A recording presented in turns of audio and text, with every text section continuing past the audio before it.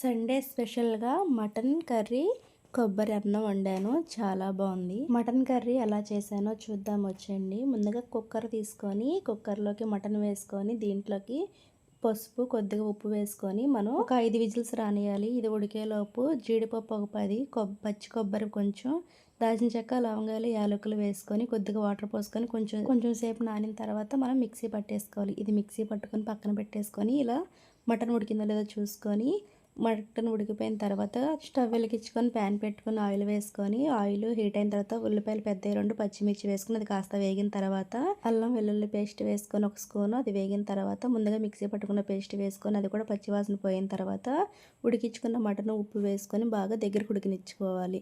ఇది ఉడికిన తర్వాత పెద్ద టమాటా ఒకటి కట్ చేసుకుని వేసుకొని అది కూడా మగ్గిన తర్వాత కారము, ధనియాల పొడి, గరం మసాలా వేసుకొని ఒకసారి కలుపుకోవాలి.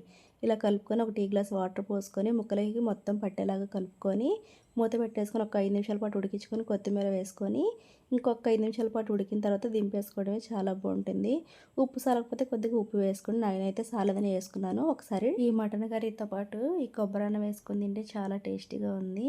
నాకైతే బాగా నచ్చింది. మా వీడియోస్ నచ్చితే ప్లీజ్ ఒక లైక్ చేయండి.